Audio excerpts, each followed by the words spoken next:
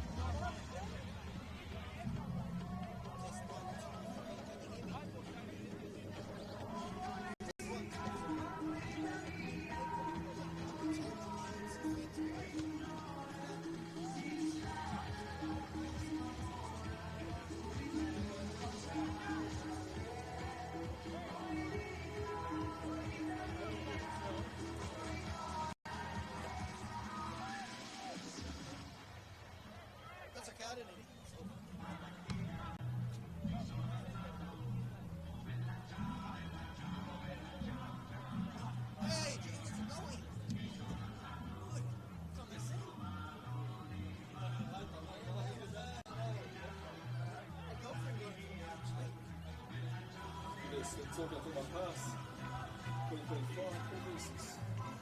You pass 2026? Yeah. Awesome. Yes. Yeah. I knew we were still talking about gates. Yeah, that's it, man. They've seen it for sure. I should have emailed. Go again. Test 1, 2, 3, 1, 2, 3. Can you hear me now? Oh, good.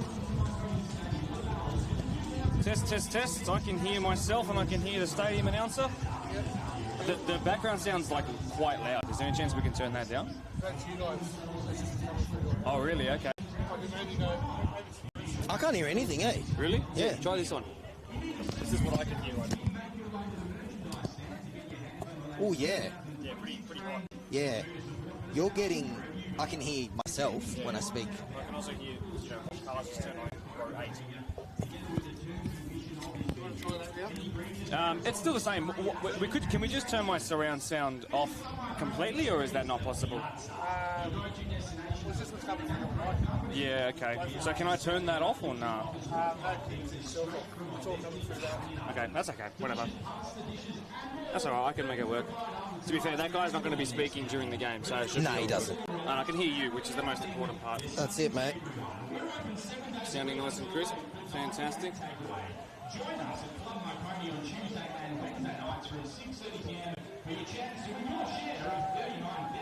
Chat, we have some Instagram official lineups.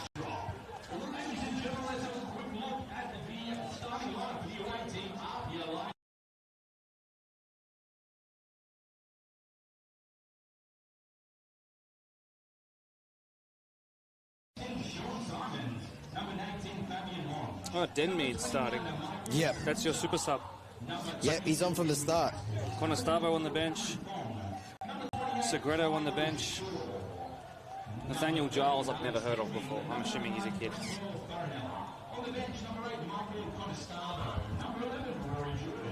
Beautiful. Number 17, Jordan Segredo. Number 20, Alexander Park. Number 29, Oscar Gonzalez. And number 37, Nathaniel Giles. Now, the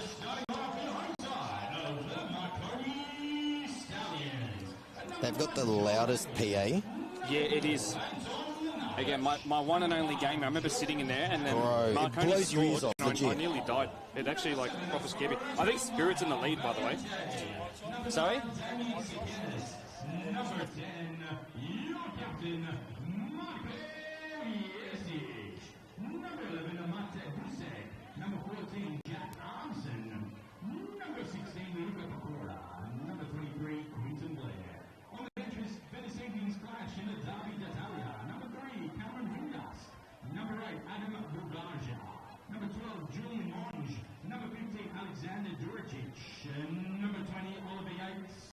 Number 21, Noah Anderson. Number 22, Lucas Sturback.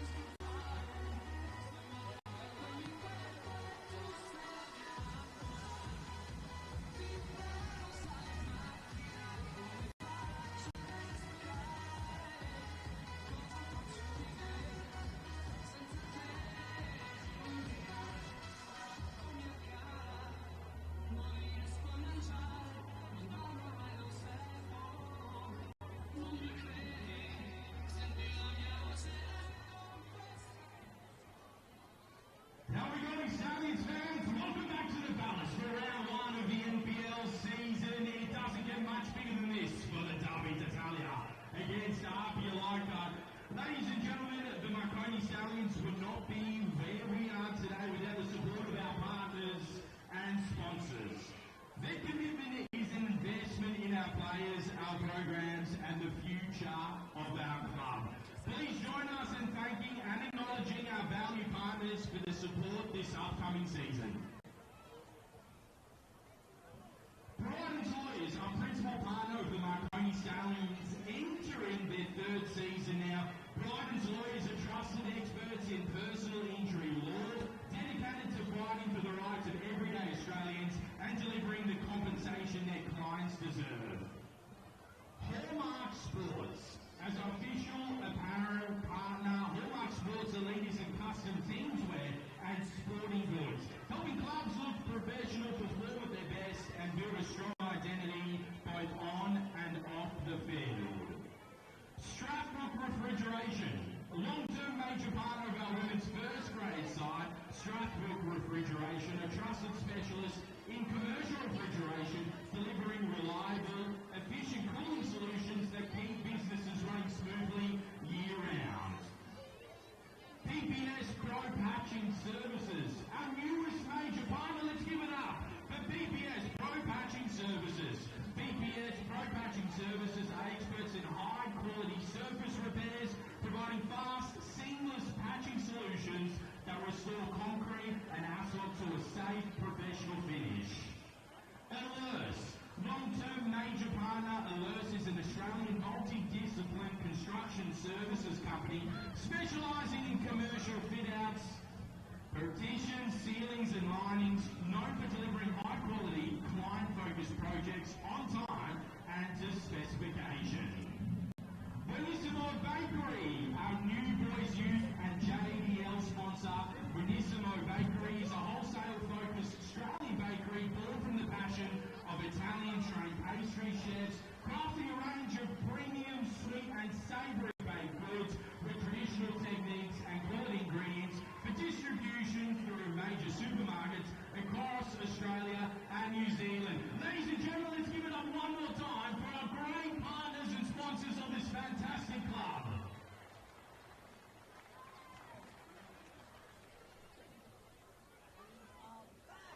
Let's go, Michael.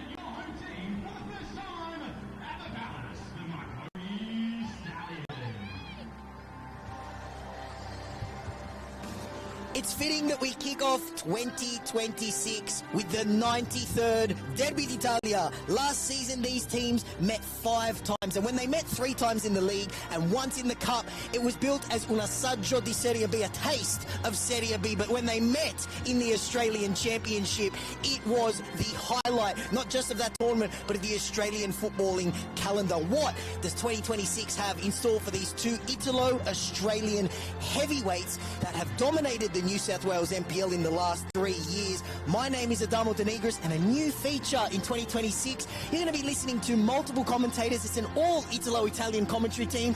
Marco Di Paoli, welcome, my friend. Thank you, my friend, for having me. Very much an honour to be here. My first NPL game, my first Derby d'Italia up here watching along. I cannot even fathom, I cannot put into words how excited I am for this fixture, for the first one of the season. I think it's time we go through these lineups and talk about just how strong both these two teams are. It certainly is. Let's take a look first at the away team. The theme in 2026 in the off-season for a lot of teams was player movement. For APIA, they've retained the same core, essentially, that won them the title last season. In goals, Oliver Kalatz. It's a 4-4-3 with a back four, led by their skipper Sean Simmons and Cameron Fong as the other fullback. A centre-back pairing of Michael Kuda and ex-Sydney FC youngster Kyle Shaw. A midfield three, all champions from last season's team, Eddie Kaspers, Fabian Monge and Franco Farinella. And a front three of the sensational Seiya Kambayashi, Presley Ortiz up front, fresh off scoring 18 goals last season. And Alex Denmead was super sub last season. Today he starts from the beginning. Your favourite super sub, Alex Denmead. It is scary to think and to see some of the names coming off the bench. I mean, the one that we'll certainly be talking about and asking for as soon as possible after halftime, I'm sure, will be, of course, Michael Conestabo. 18 goals across all comps last year, making the transfer across in the off-season. How excited are you, Adamo, to see him grace his new colours tonight? When I saw that on my phone pop up, Michael Conestabo at APIA, I almost dropped my phone. It was a signing that made... He's such a fan-friendly player. To see him at APIA, Michael Conestabo, Michele Conestabo, an Italo-Australian. I got the chance to speak to him at APIA's season launch and why he owes so much to Spirit. Of course, he came through in the old NPL 2 with them. He won the Waratah Cup with them. And, of course, last year's premiers. He was so grateful for his time at Spirit, but he said to me, this feels right, and it certainly does feel right. And you mentioned that bench. It is a scary one when you take a look at the names. Marco, you got Michael Conestabo, Rory Jordan, and a couple young prodigies as well. Max Court, Oscar Gonzalez, Nathaniel Giles, and keep a keen eye on a returning Jordan Segredo as well. Had a very injury-hampered 2025. APIA's inaugural goal scorer in the Australian Championship as the Bulls theme rings out now for the home team. I think it's a fitting time to go through this Marconi lineup. APIA had the benefit of retaining much of their squad from last season. Lots of changes for Marconi. They play their customary 4-4-2. One of those changes is in goal, Joel Wade. At the back, George Daniel retains his spot on the left. A debut for Luka Pekora, a centre-back pairing of new signing Tenqual and Anton Milnaric. A midfield duo of ex-APIA men, Jack Armson and American Quinton Blair, Mate Busek, Franco Mai on the wings. Marko Jesic and Damien Sekenis up front. And it is that man, Marko Jesic, wearing the armband. Marconi in their beautiful Azzurri blue to get us underway, going from left to right. APIA rocking their brand new away kit, gold and maroon. I love it, Marco. Let's do it, Adamo. Andiamo. It is the Derby Italia. It's the 93rd edition of it. It is pretty split between these two teams as well. I'll let you take over. And here we go, an early chance for Marconi, and it goes over the head, and then an air swing. What a start that would have been. Not even 15 seconds gone. Marco, a feature of any Peter Sekenis team is the defence. And the last 2 seasons, they've had the best defence in the league. The only issue is the big difference from their championship-winning team in 2024 and the team in 2025. Strong tackle from Tenqual. That's what they want to see from the new signing, is that the goals dried up. No double-digit goal scorer in the league. Who will step up and fill that void up front for them this season? Because particularly towards the back end of the season, and I think at stages in the Australian Championship, Marco, they needed some goals. They did, and obviously Busek came to life with 3 goals, including 2 in the latter stages, the knockout stages, which of course came to the help very much of his side. But no league goal scorers above the number of 8 last year, and that's even including, of course, the great man Marko Jesic up top. So who is your tip for the person who might be able to surpass that 8 number? I think you've got to look at someone like Damien Sekenis.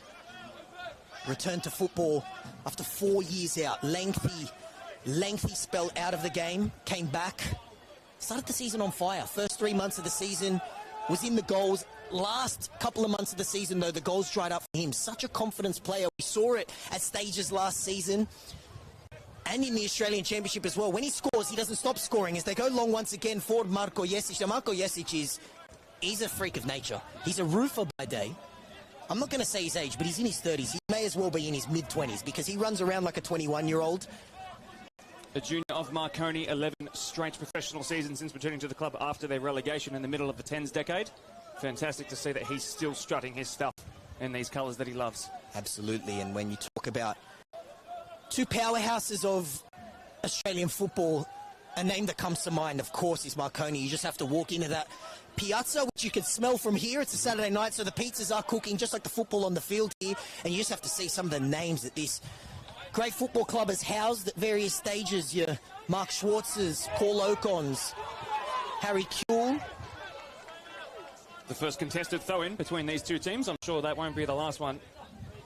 And you got the very best marshalling the troops around in the middle there. Jake Rose, our referee, this evening. And a very fiery game when these two teams met in the Australian Championship. Franco Maya he was on one all game. He ended up getting sent off as the offside is up for Presley Ortiz. APIA signed his cousin, Levi Shuriaga, who's not on the bench today. I'll tell you what, Franco Parisi has made a seamless transition into management. 3 seasons, a trophy in every season, a championship in 23 and 25, and a Waratah Cup in 24. Another thing he's done so well, Marco, is just manage all the star players that this APIA team has, which is a balancing act. Slight problem here, a double hand clutch at the head. And we do get a stop of play here. It's Damien Sekena's clutching his head. Plenty of calls from the Marconi faithful for a card to be produced in the early moments of this Derby d'Italia. I think the referee, who by the way was here an hour and a half early, so he is just as warmed up as the players are, is not going to get that one. He's an experienced man, Jake Rose, and I think he knew, I've got a big one on my hands today, the big Derby d'Italia, and I've been lucky enough to call a few of these. Every single time I commentate it, it just feels like the stakes go up a little bit more. It's definitely a friendly rivalry, if there is such a thing in football, but there's some feeling in this one, and you have no doubt that the football gods worked their magic getting this one first game after APIA, the defending champions, a lot of people's favourites to win the Australian Championship, were knocked out by Marconi. He's a man who is sensational. That is Michael Kuda, man of the match in last year's grand final. Here is the fiery Franco Maya showing off what he can do with that left wand. And well, we know what that can do, that left foot can do in big games, most certainly. I think back to a couple of seasons ago in a certain grand final where he was particularly good. Even stretching back to his St. George City days. This is a man who was born and bred playing in Montevideo in his native Uruguay. He knows exactly what it's like to perform in a big game. Certainly does. He's Ollie Kalatz getting us restarted. He was retained. Marconi don't have the same luxury, of course, Marco, because James Hilton, yesterday morning signing for Auckland FC, which is fantastic. What an amazing move for him, by the way, and that's not necessarily what the NPL's here to do. In fact, I might let you take this over because there's a chance. Speaking of fantastic move, here is Mate Busek, another player who made a name for himself in the Australian Championship, and unfortunately for him, it just bounced off Fong and then ricocheted back off him for a goal kick. But you're right, what a fantastic move it was for the Australian Championship, which, Marco, I'd love your opinion on the tournament. I believe it was such a great success in the short term. I feel like fans were engaged. It was on the right broadcaster. And there are improvements that we can make, but the football was fantastic. But I think the biggest success, and that's a Sean Simmons and Franco Maya battle, which you're going to have to keep an eye on. The biggest success will be stories like James Hilton, like Ali Ogla scoring his first goal last week. It's another pathway for these semi-professional footballers to make it to the pros. Yeah, and I mean, I'm sure that Auckland would have looked at Jimmy Hilton and gone, well, he can also take a penalty, which is fantastic. So, and that's what the Oz Championship has provided us with. He certainly can. If you don't know what we're talking about, I suggest at halftime, not now, go and have a look at the highlights from that penalty shootout, because after saving 3 penalties, James Hilton, with ice running in his veins, the most Brexit penalty you'll ever see. You could have put 3 Ollie Callats in there, and he wouldn't have saved it. The legends will tell you that his shirt was actually off before the ball hit the back of the net. Look, Marco, let me just say this. If I had a rig like that, I'd be getting my shirt off at any possible stage. But what a moment, by the way, for Joel Wade in the Marconi goal. Definitely a chance for another youngster, ex-Central Coast Mariner. They signed Ollie Yates as well, Wollongong Wool. So good competition between the goalkeepers. Another strong tackle by Ten Kuol. Now, Ten Kuol making the move from Sydney Olympic, another one with A-League youth experience. He played for the Western Sydney Wanderers and Central Coast Mariners. I spoke to one of his old managers before he moved aboard, Andrew Christensen, and he said Ten Kuol's biggest strength, sometimes it's probably his biggest weakness. He's so versatile. And he's going to have to get back there. It's his centre-back partner, Anton Mlinaric, mopping up. Ten Kuol can play as a winger. He can play in midfield. I've seen him play up front as well, and here he is playing at centre-back. You look at his transfer market profile, and he's got at least 20 games played in every position down the spine. You talk about second striker, you talk about actual centre forward, 8, 6, 10, and he's played through the middle of the defence too. And No tonight doubt we're seeing that again. No doubt that after the loss of Lockie Griffiths and Tasmuda Kudas, they definitely need help in the heart of that defence. Neither side yet really put their foot on the ball. I think the home side have had the better of the territory in some moments, but it's been a bit cagey so far in what is, as you've mentioned a couple of times, a derby that's growing in ferocity between each occasion they play. Absolutely, and numbers are always a good indicator of a pecking order, and it's good to see Mare Busek get the number upgrade. He was in the 20s. I believe he was number 24. He's now up to number 11. So I think that shows you what Peter Sekenis thinks of him, and at stages last season in the Australian Championship, he would come on to replace Franco Maya. No Will Akio, and of course no Dom Costanzo, who made the move during the championship to APIA, so you could call this a Dom Costanzo derby. You could. You certainly could. And I wouldn't take that away from you, and you should actually... We should trademark that one. Exactly I know Dom will be watching. He'll definitely want us to trademark that one, but patient build-up by the home team, enjoying a lot of possession. APIA at the moment happy to just sit back. Gorgeous kits, both sides, by the way. Both. A++ for both kit manufacturers. I loved Marconi when they were in green, but there's just Marconi, Azzurri blue. It's just a match made in heaven. Kuda put under pressure again by Sekenis. Well, the futsal route is obviously composed with the ball at his feet in tight spaces. Another example of that, rearing its head right there. And I'll tell you what, fit as well, Michael Kuda, because he was on futsal route duty a couple weeks ago. He's backed up. I think the short turnaround, he wouldn't miss a Derby d'Italia. When you think of a mascot for the Marone Azzurri, who are Marone Azzurri tonight, they're in their beautiful gold and maroon. If you're just flicking on your screen and wondering who that is APIA in their beautiful new away kits, and Marconi's kit just speaks for itself. But 10 minutes gone, no goals here in the Derby d'Italia. No real attacking chances, couple forays down Mate Busek's left-hand side, but nothing clear-cut yet. It's been a really interesting transition and moment of learning for both sets of coaches and the players as well, because they haven't had to deal with an Oz Championship in the off-season yet. None of them in their entire existence as NPL level footballers. Ball in from Jesic, who... And so the point I want to harp back on is how they're dealing with the comparatively very short off-season. Yeah, and they're coming straight back into a pre-season. It's a great point you make, and it's a question I asked as maybe Monge tries to keep it in. But he can't. It's a question I asked Franco Farinella, Franco Parisi at the APIA season launch, and he actually said that he prefers it like that, because as opposed to having the traditional almost 4-month off season, sometimes players enjoy themselves. There's a long season. They go to Europe, they work, they come back looking a little bit like Ronaldo Phenomenal when he was at AC Milan. He says it's good, the players stay in shape, they get a quick mental refresh, and he really emphasised the importance of it being a mental refresh as much as a physical one as well, and he actually preferred the short season. It'll be really interesting to see, as you said, because both these teams went all the way to the end. Of course, Marconi's to the final. Quite literally all the way to the end. APIA a couple weeks before. But do you know what that sounds like to me, Adamo? That sounds like we're treating the NPL like it's professional football. Absolutely. And if we get professional football level quality matches, then I won't be complaining, and neither will the players, I'm sure. Look at both these teams' seasons last season, 40+. it's more than some A-League teams. So now, especially in attracting players as Eddie Kaspers, like he so often does, gets there just in the nick of time ahead of Busek. I'm going to park that story for a second as APIA look to venture forward for the first time. 10 Qual has been everywhere, and he's given the people on field number 2, which is where the 20s were playing before, a little collector's item. 20s warm down, has a match ball to run home with now. APIA with their first forage into the attacking third.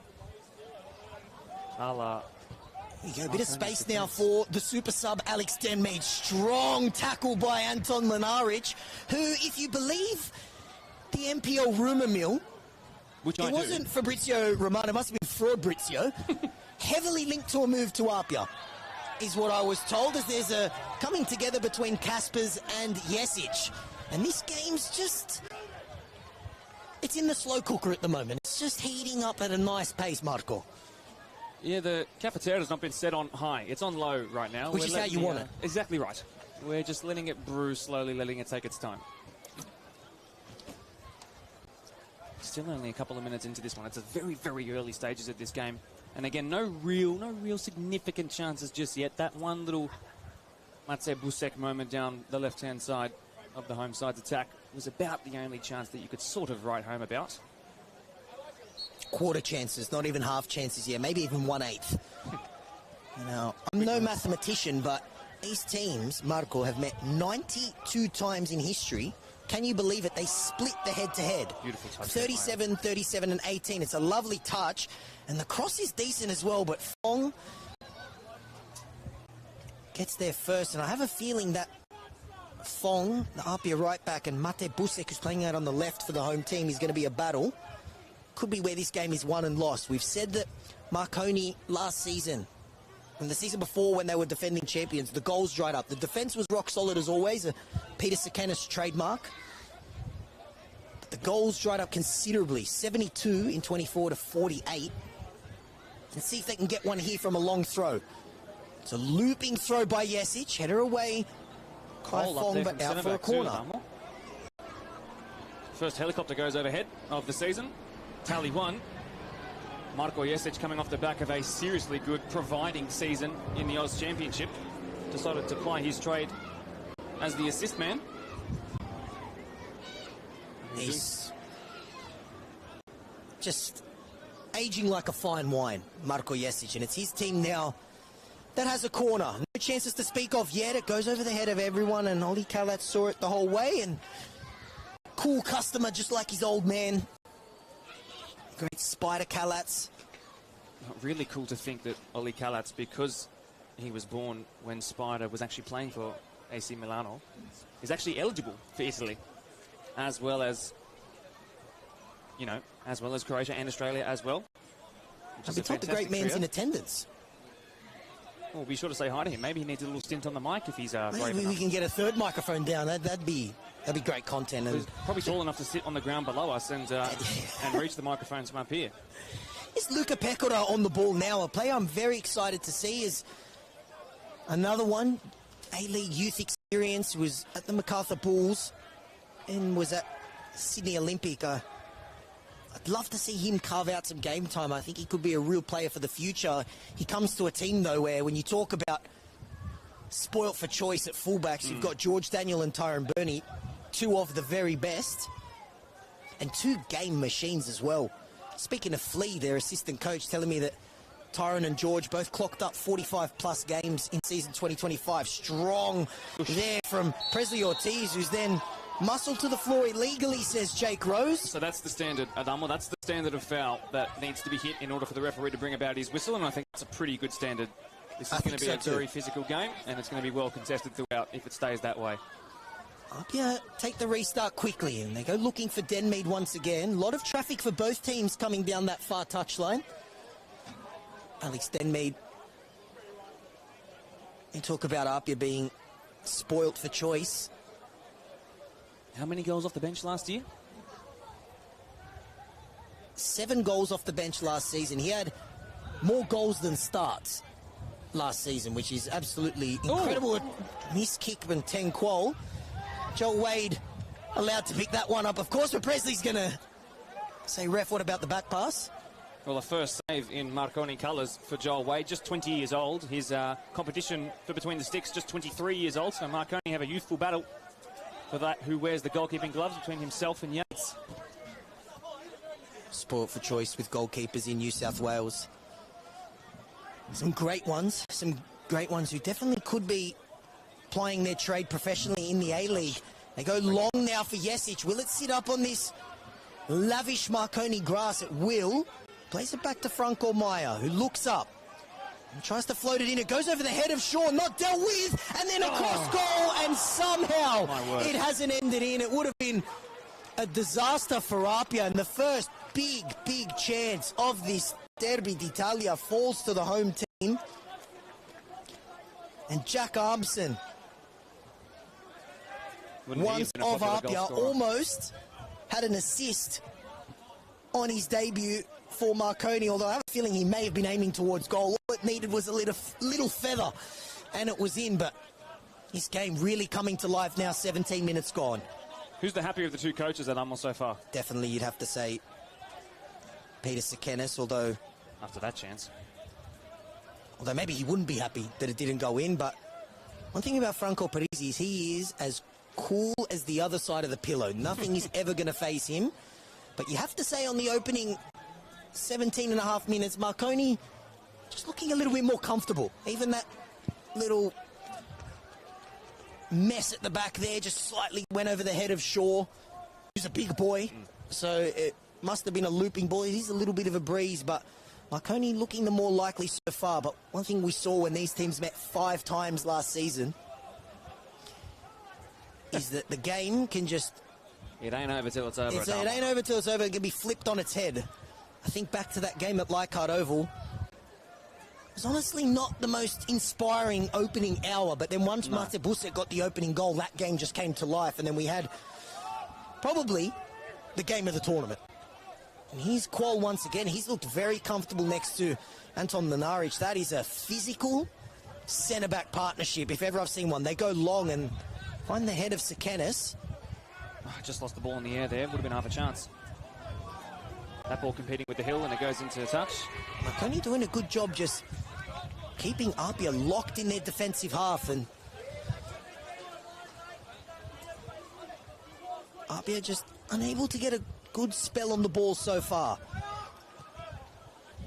Pekora with the miss kick, but it ended up almost being perfect. There's Armson and Farinella, 2 ex-teammates getting tangled up. Ortiz trying to get around Qual, and Qual's been rock solid so far, sees that one out for a throw, but last off Marconi, it is an APIA throw. Qual 7 goals last year, dropping down into centre-back, and I wonder if that will be the position he stays in permanently. Who knows what might happen with injuries and the like, if he might shift forward.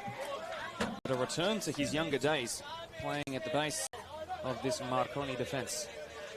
Played at the back, next to Ziggy Gordon in the Australian Championship for Sydney Olympic. Very versatile, can play on the wing, but just judging from this opening 20 minutes, he looked very comfortable at the back, and I think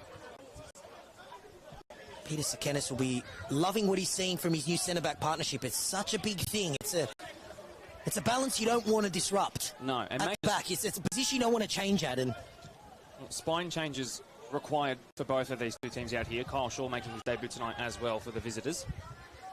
Of course, Temba Moatamalo still making his way back from an ACL injury. Has been training, completed pre-season. I've been told he is ready to go, but of course, Franco, who does it better than anybody in the league, knows how to manage his stars, and will just be easing back one of APIA's all-time greats. And speak about all-time greats, Adrian Ochino now stepping into a coaching role at the club. Josh Simmons leaving midway through last season, now playing at Mounties. You're talking about, I'm going to guess here, I don't know the number for a fact, that's probably 600 games. Yep. That's just left, and if you're making a Mount Rushmore of APIA Leichhardt Football Club, they're 2 heads that are carved on there, but Franco's done an amazing job just ushering in a new era. And you look at that 20s team, these teams met in a 20s grand final. Marconi were victorious. Future looking bright for both. Qual showing a nice burst of pace just to get there ahead of Presley Ortiz. Deceptively quick, 10 Qual. Happy to just bump it into touch as well. Happy to just play a bit of Route 1 and chuck it where there are no on-rushing attackers. APIA with a bit of territory, which is something we haven't said all too much for last year's champions, of course. APIA have had the best attack in the league for the last 3 seasons. That's every season that Franco Parisi has been manager. They go long looking for Farinella, but if I had a heat map, I'd say that pitch is covered 98% by grass, the other 2% by 10 qual, because he has been everywhere. Mopping it up at the back, but it is an APIA corner, and Marco, their best chance to get the opening goal of this game. 22 minutes gone.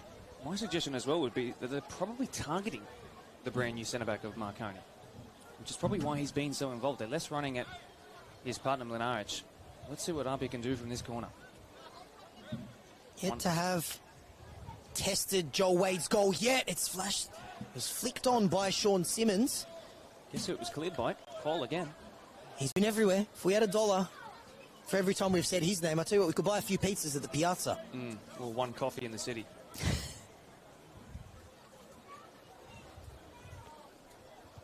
Did you treat yourself to a pre-game cafe? I did, from the canteen. And Was I'm it very cheap, grateful. at least? Very grateful for the stuff. Didn't look at the price. No price. Okay, just tap and go. Tap and go.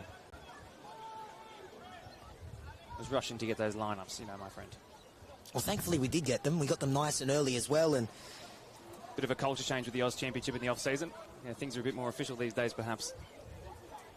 I think you definitely see that rub off, though, on the NPL. There's more buzz this season. Good, healthy crowd building. There's a lot of people below us. I almost want to yell out, particularly to those Stables boys, the Marconi actives, and just tell them to get on the camera side. Nice, healthy crowd has been building. Big one. Started in the Oz Championship. They sell beer. That's huge. That's a Michael Conestablo-esque signing. So far, Michael Conestablo's new team, no clear-cut chances yet, but looking a little bit more controlled the last couple minutes as they just enjoy a spell of possession. Lovely touch. Beautiful touch. Franco Parisi, their manager, coined the term sexy football. Are we about to see it now? Caspers goes long looking for Ortiz, but it was Qual intercepting again. Armson, such a pivotal part of that 2023 championship winning team for APIA. Double-digit goals from midfield in that title-winning season. 14 goals, 12 assists in the league. One of the We're talking about Frank Lampard numbers there from Jack Armson. Surprisingly fell out of favour in the Oz Championship team with Sydney Olympic. And now he's found a home at the heart of the Marconi midfield. And I have a feeling he'll be starting every game. I'm going to assume that some of his nearest and dearest were quite happy with the move, according to the Facebook comment section of his transfer signing. He was a popular figure at Lambert Park. And the midfield is an area. APIA growing into the game here, by the way. They certainly are. Nice football, patient build-up. Lovely. Beautiful there from the captain, Simmons, looking for Monge, but Meyer sees it out. Meyer drinking his mate on the starting 11 post on the Instagram and Facebook. I wouldn't expect anything less. He loves to see it. He always comes with a strong Franco Meyer fan club as well, and what you'd expect. Uruguay in such a colourful, rich footballing country. They play with the corazon, the heart on the sleeve. And we saw that in the Australian Championship. We did. He was taking on anyone that looked at him funny, he was taking it. But such a fantastic player as well, and such an important part to this Marconi team. Here's Wade now. We're about halfway through the first half. No goals to speak of yet. I don't even know who you'd put that chance down to. It was a Jack Armson. It was a cross not dealt with that fell to Jack Armson. He then pulled it across goal, as Marconi are going to get the chance to repeat that and maybe do one better. Another free kick.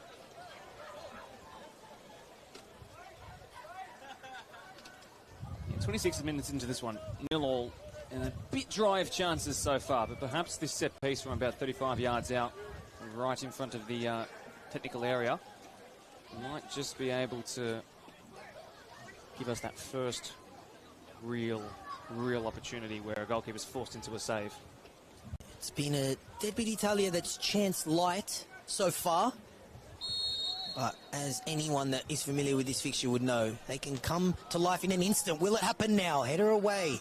A strong one from Fong. He's seen plenty of the ball in this first half. Maya tries to dink it in that direction again. And once again, it's the ex-Sydney FC youngster, Cameron Fong. And a good battle out on that far side.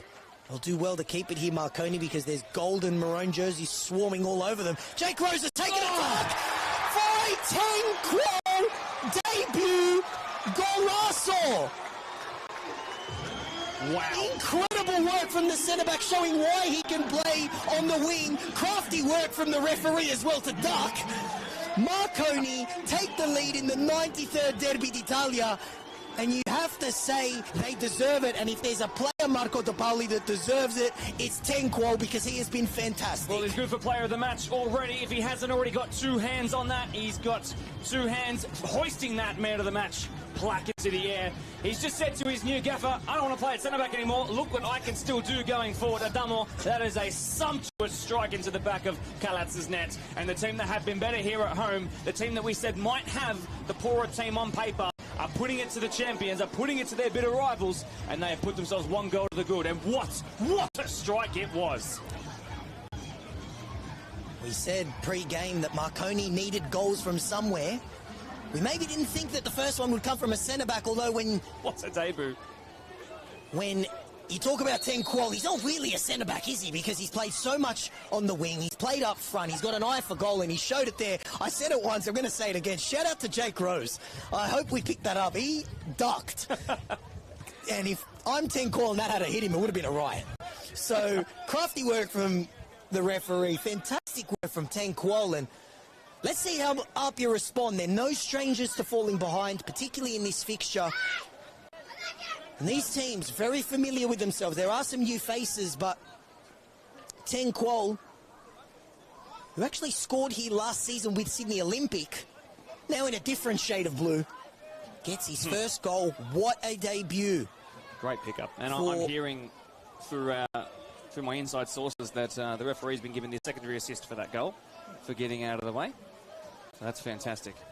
Excellent work there, all round.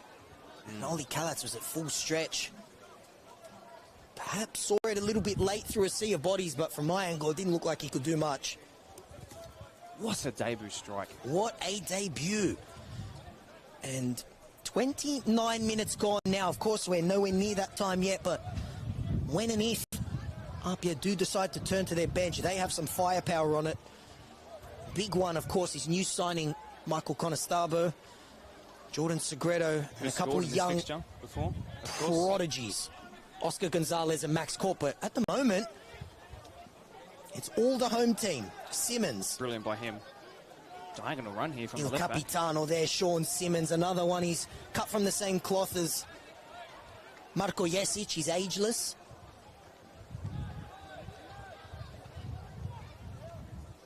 Winger back in his heyday. Now he's got a new twilight prime, perhaps, at fullback. Still chips in for important assists and one of the best free kick takers you'll ever see. Let's see if they can do damage. It won't be a free kick. It will be a corner for APIA. 9-time trophy winner, by the way, for the captain. One of the all-time greats. Absolutely. And the first corner for APIA on that far side. And it will be the man who we've just been rambling on about for his commitment and his passion. What about his delivery? You know that he can score free kicks. There's 2 men free on the edge of the box in APIA colours. They're not being picked up right now. Marko Jesic is having a field day trying to get his players to do the work. Simmons takes the corner, loops it into the back post. It's a great ball, and it found the big target, Shaw, and then a let-off there. Well won, Franco Maya. Did well to get his body in front of the ball first, put it past Monju, earns his way into Jake Rose's book. Well, the former Marconi man. I'd love to have another look at that header, though, because for a second, it almost looked like that 18-yard box just parted like the Red Sea for Kyle Shaw. Didn't get clean contact on it, though. Big centre-back. And it's been all about the centre-backs. Either he didn't get clean contact, or I believe there might have been the person who was marking him who got almost an instantaneous block in that moment. I'm wondering if it was the former of the latter of those 2 suggestions. Either way, They don't have an instant response. 31 minutes gone, 1-0 to the home side. Good goal, Kalatz, with the stadium announcer competing with, I'm sure, his breathing space. You did well, because a unique feature, maybe it's just part of the intimidation of the away team. I am intimidated. The loudest PA system, I'm going to say in New South Wales. Smart touch there by Kalatz to put that onto his left and take it away from immediate danger. That immediate danger being the roofman. Pekora takes the throw. Just 21, Pekora. Big future ahead of him. And I think now it's such an enticing and pathway for these young players is playing for these foundation teams. Before it was if you're in an A-League men's, if you went in a youth team setup, that was it for pro football. But now teams like APIA, Marconi, you're able to play 45 games and also play on the national stage as well. Simmons goes long, picks out Quoll, and it might drop here for foot race. Sekenis, who had a head start there on Kuda. Does well though, smartly. Half a chance to box him in here because he prevented the goal kick, sacrificing that for a throw-in. But it does mean that the defending team has to do it from right by the corner flag, Adamo. A lot of, and you just saw it then, Marco, the value that Damien Sekenis brings to this team is a lot of that stuff off the ball, very physical, and he gets stuck in and doing so just there, and his team in a good position here, Very forcing smart. a turnover. Very smart. Going to get a throw in a good position. 12 minutes to go in this first half. If you're just joining us now, 10 Quoll, new Marconi signing, has been immense at the back and then showed us why he's played on the wing and up front as well with a beautiful goal to cap off a very memorable opening 34 minutes. He'll be tested here. In Marconi blue. He wasn't done any favours there by his teammate. Lots of changes in key positions for Marconi, but you have to say, so far so good, Marco. Absolutely. Need to see more of last year's, perhaps should be, some people's favourite for the player of the year. Need to see more of the number 2, Seiya Kambayashi, the grand final hero, of course. Seen a lot of football going down the opposite wing, but Seiya is capable of pulling out the sensational at the click of his fingers, and quiet opening for him, but still plenty of football to be played here in the 93rd Derby d'Italia, a fixture that stretches back all the way to 1970. And we're in a real period of Italo-Australian dominance, Marco, which I'm sure as a fellow Italo-Australian makes you very proud.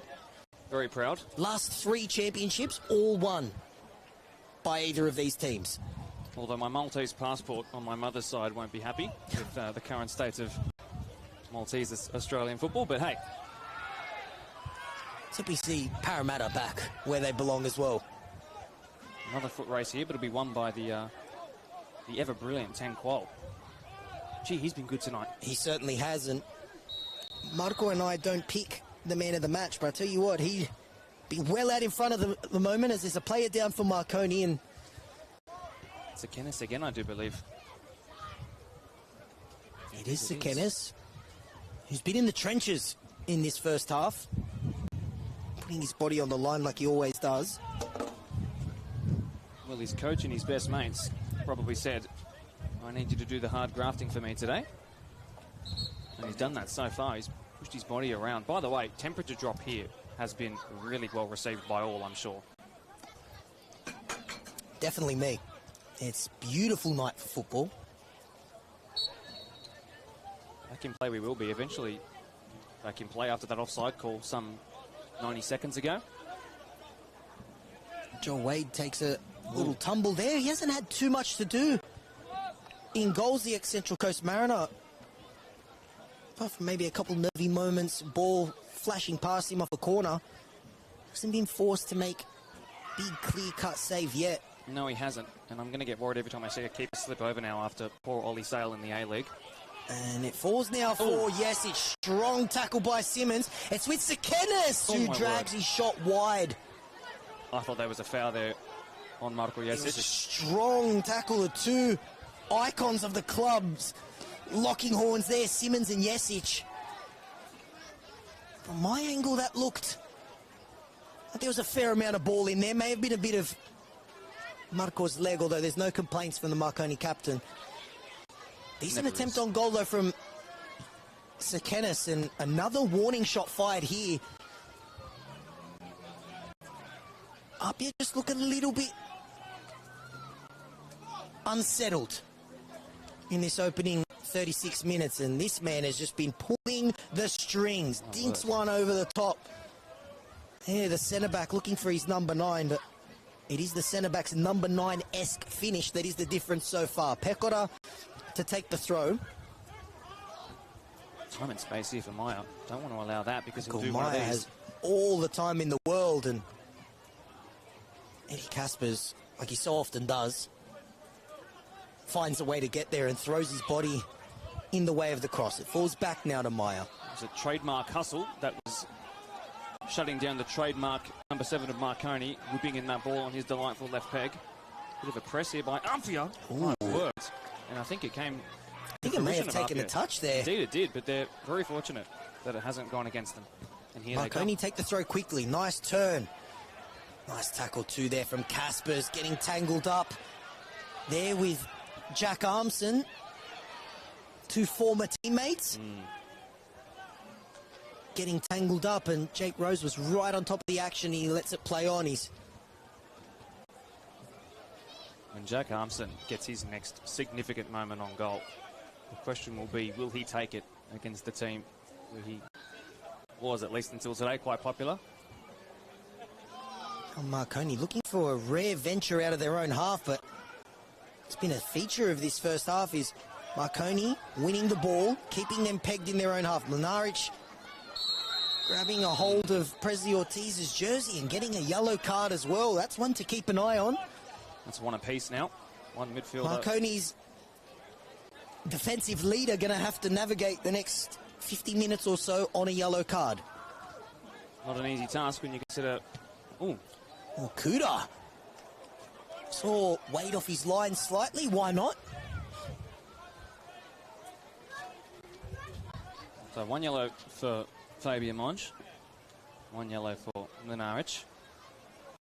1-0 it is to Marconi. Indeed it is, and they're well worth their lead in this opening 39 minutes. By the way, by the minute, this crowd is building and building. Until about 5 minutes past 7, there was maybe about 200 people here. I reckon we've tripled that since then. Yeah, plenty of people enjoying the game underneath us.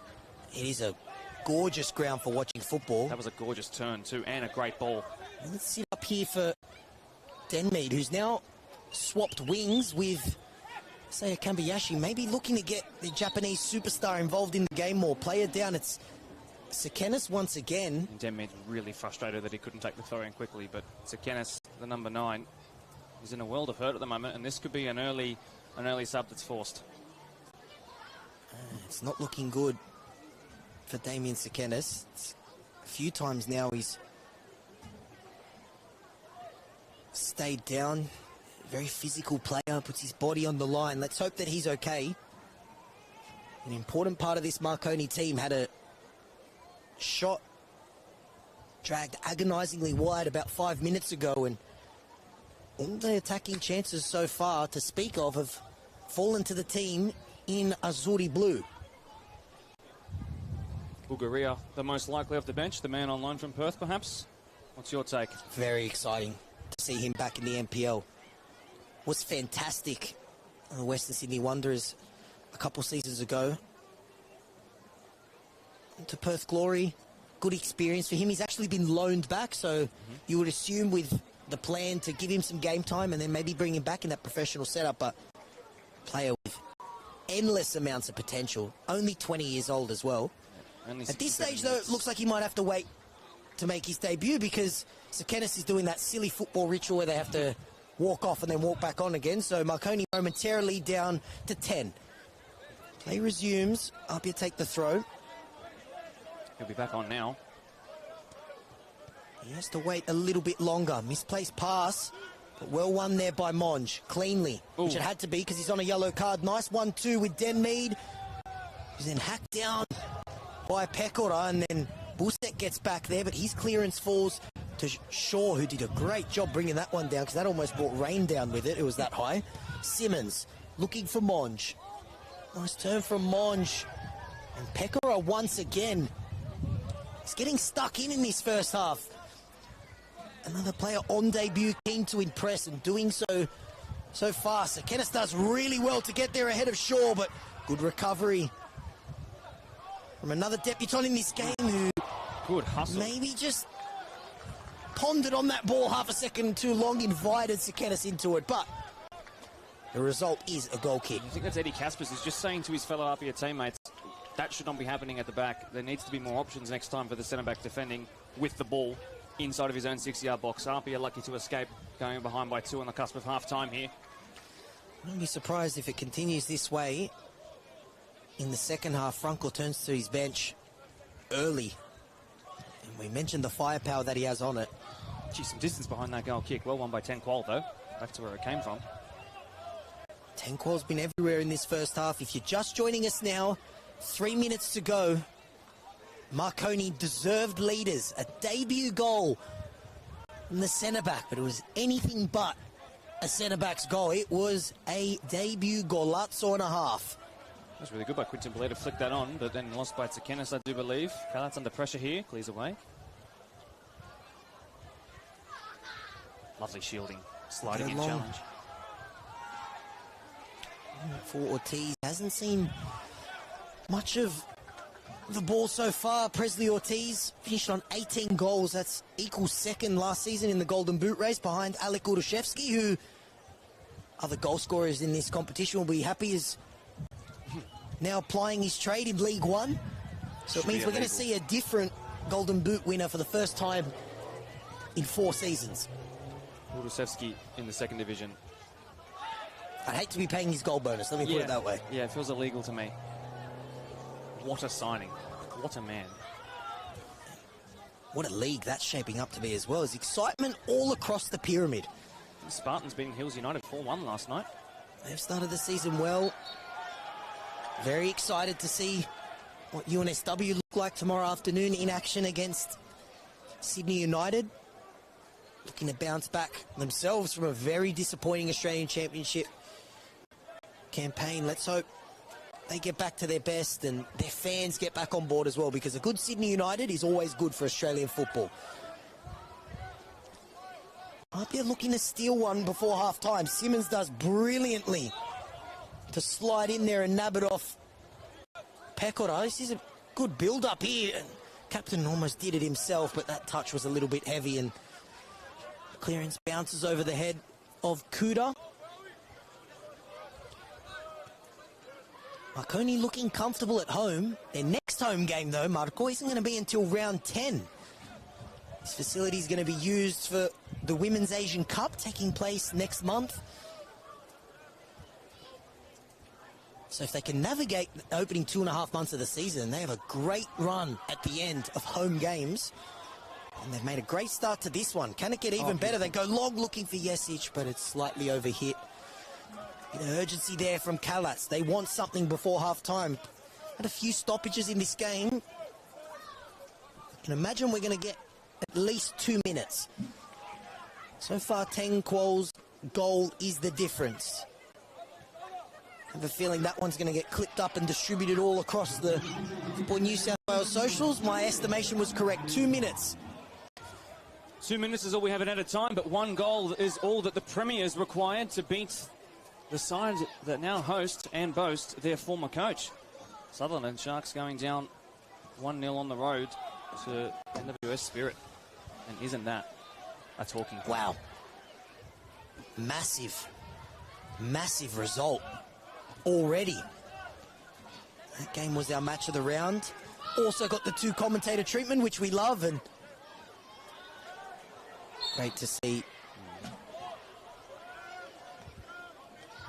more commentators, more voices, and just the buzz around NPL football nationwide, but particularly here in New South Wales.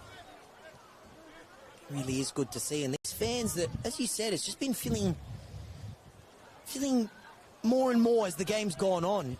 Been treated to a great opening 45 minutes. Kalat's forced to hurry away his clearance there, puts it into touch quite convincingly. Wasn't one of those ones that bounced right on the line and headed out. And with a couple of seconds left to go in this quite intriguing first half, not completely exhilarating, I would say, but it's been intriguing nonetheless, and Marconi certainly the happy out of it. Perhaps if there's any talking point against their performance so far, it's putting away a couple of extra chances that they've had. The one goal lead is a good one. If you're a Marconi fan, you'd love this opening 45 minutes. If you're an APIA fan, or maybe their manager, you'd be a little bit nervous. You might get even more nervous. Great challenge there from Kuda to defuse that attack, and a strong tackle brings Lenarich yellow, by the way, flying in and bringing that is going to alive. Fire up the APIA bench. Anton Lenarich flying in on a yellow card, and that brought the APIA bench to their feet. It happened right in front of them, and that is the end of the half.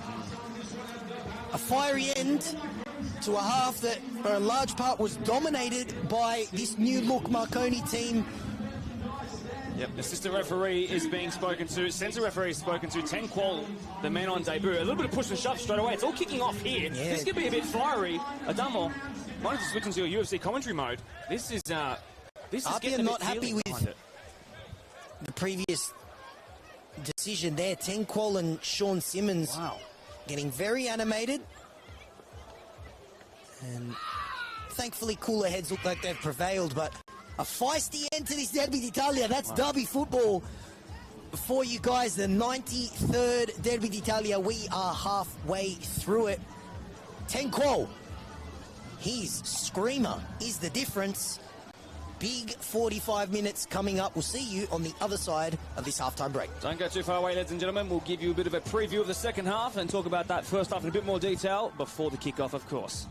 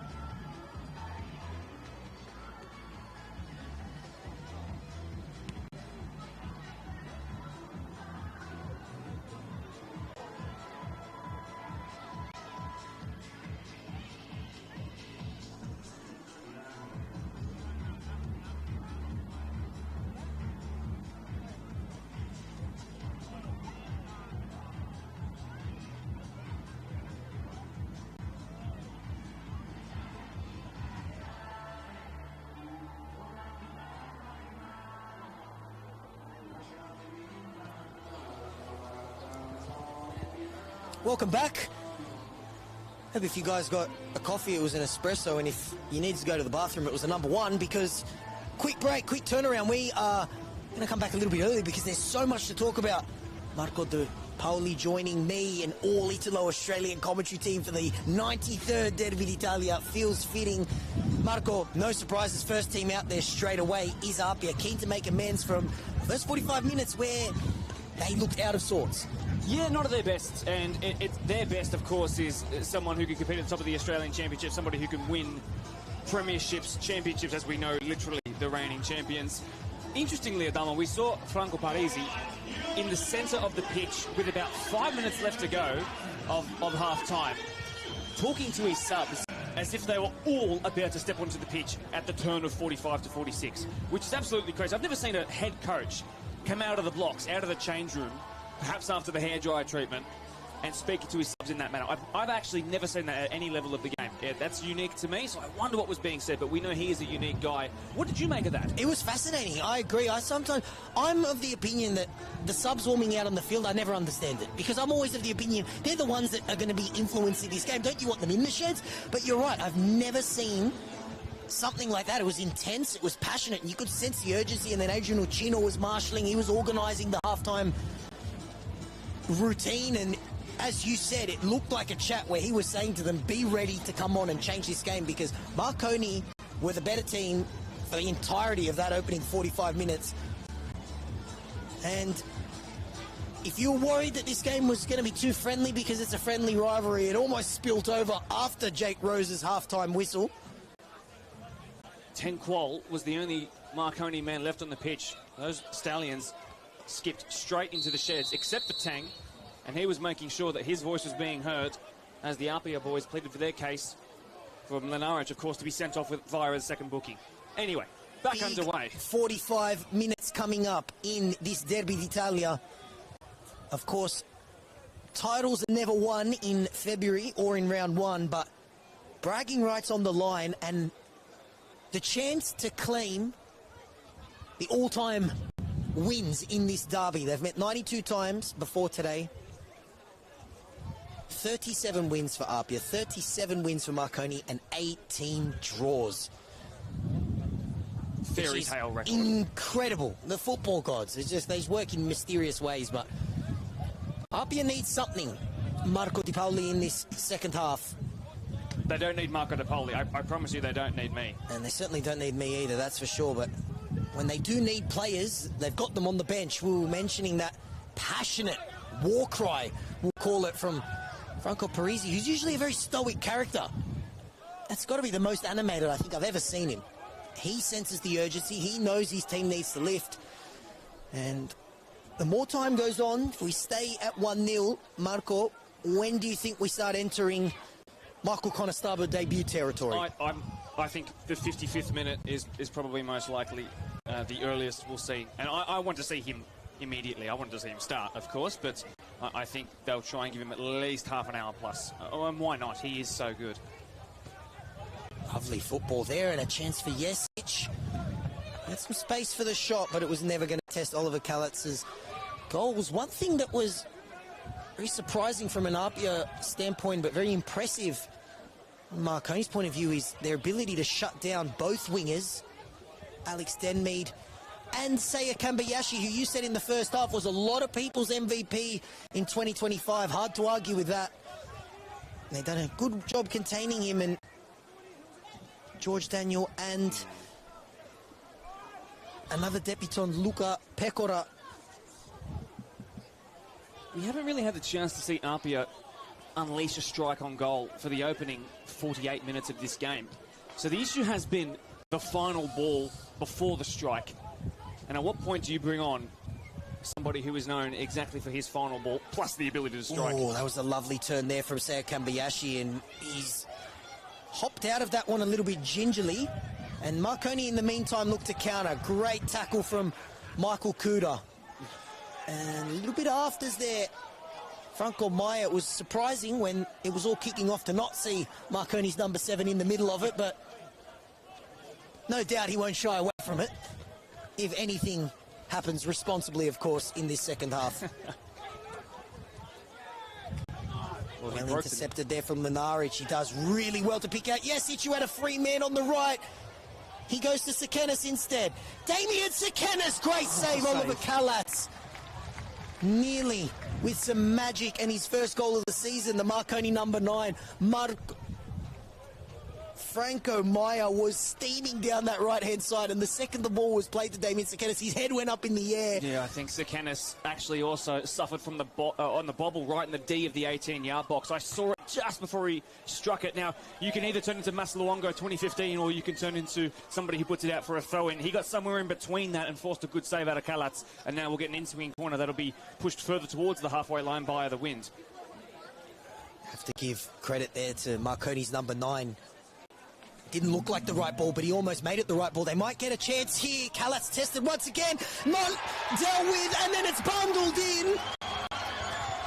Both centre-backs are claiming it. It's either a goal to Anton Lenaric or another to Tenqual, but the bottom line is it's Marconi 2, APIA 0. Time for some subs. Arsenal-esque clutter in the box. Pressure the keeper. The ground announcer's given it to Lenaric. I thought maybe Tenqual stole it off the line, but great corner there, putting pressure on Kalatz, who was only able to palm it into the direction of Marconi's centre-back. And the centre-backs wreaking havoc here. And that mountain that APIA have to climb is slowly turning into Everest, because Marconi, who haven't been tested once in this opening 50 minutes, lead by 2-0. Tenqual got the first. Anton Lenaric, who was linked with a move to APIA in the off-season, it was heavily rumoured.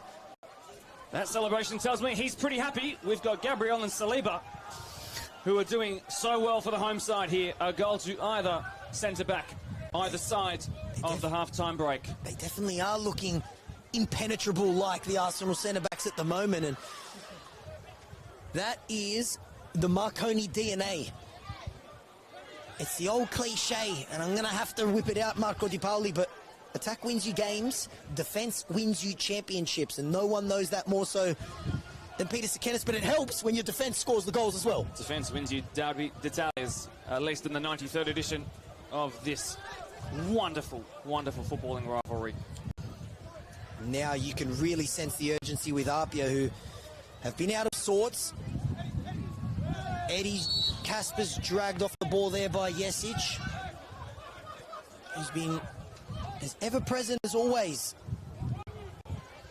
Going into that territory now, we think of all the great players that Marconi have produced and housed. Bob Bovietti, Harry Kuehl, he is one of their all-time greats. He might be the greatest. He might be. Yep, foul there. Foul here for APIA. Big moment, Marco, and how big was it? Right before half-time, the goal scorer of the second goal. Big moment in this game, which I'm sure APIA will still be stewing on. Anton Lenaric on a yellow card, involved in a very contentious moment. Should he have seen a second yellow? Look, I don't think you want to be coming to the commentators who are here likely because they can't play football. We go, half chance for APIA. Great cross and near. Oh, it looked decent off the boot, but it was way overcooked, too unfortunately. high for Presley Ortiz, who we haven't seen much of, and the same can be said for all of APIA's front three, to be honest. Just back to your point quickly, Adamo. Yeah, I wouldn't be coming to me for advice on... I mean, my pedigree is all age 7 substitute. So whether you should be asking me about should it be a second yellow card on the cusp of half-time, I'm not quite sure. What did you make of it, though? Look, I never like to comment on... We've got the best referee in the house. He was right there, and he waved it off. Me. I'm just going to throw you under the bus instead.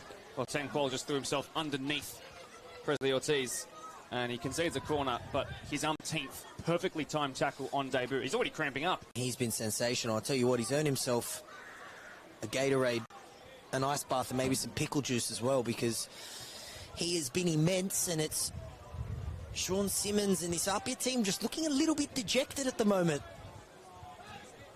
A position they don't find themselves in too often, but it will be said that for their very high standards, in the last couple of seasons, they have been slow starters. Extremely slow starters here tonight. in the 93rd Derby d'Italia. John Simmons will keep this one in and look to recycle it. Good angle for the left foot. Luca Pecora, who has been an unsung hero in that back line so far. Of course, the centre-backs will get the praise.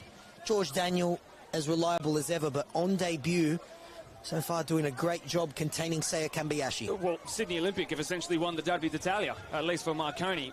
If you put 5 seconds of thought into it, they've been extremely helpful, the brand new signings from the OLM. Yeah, 3 players making the move from Belmore to Bosley Park. And so far, unless something drastic happens, looks like it's going to be a happy debut. If anyone can make something happen, it's Seiya Kambayashi. Picks out his opposite winger, Denmead. Tries to square it back for Presley Ortiz, but as has been the case in these opening 55 minutes, light blue jersey there first. Fong. Lenaric, head such a of Wade. wonderful shepherder of his own defence, by the way. Way too overcooked in that cross. They're just not happening with that final ball, Adamo. And at what point do we see change? We ask the question again. I wouldn't be surprised if it happens very soon. Your eyes keener than mine. Who's warming up? You're asking someone who needs glasses. I apologise. I have terrible eyes, but I can assume, just by the shades of bib, I wouldn't be surprised if it's Michael Conestabro as one of them. Jordan Segredo as well, who was putting together a fantastic season last year. Injury interrupted. Wouldn't be surprised if we see him as well. Maybe a couple players from this new generation, Max Court, Oscar Gonzalez, looking to influence this game. Lovely pass. Denmead's looking to influence it now. Good ball from Eddie Caspers. Denmead taking on Daniel.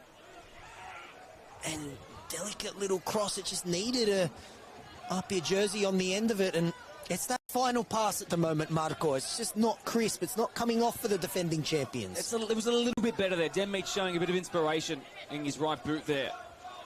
They're itching closer. The stable's in full voice. The Marconi Actives. Shout out to them. They are fantastic. Aren't they? Making noise, and they're buying into the derby as well. They don't like APIA. I'm not going to repeat what they're saying, but you can imagine there's a bit of profanity there. Daniel is looking for Sekenis. Kuda gets back there.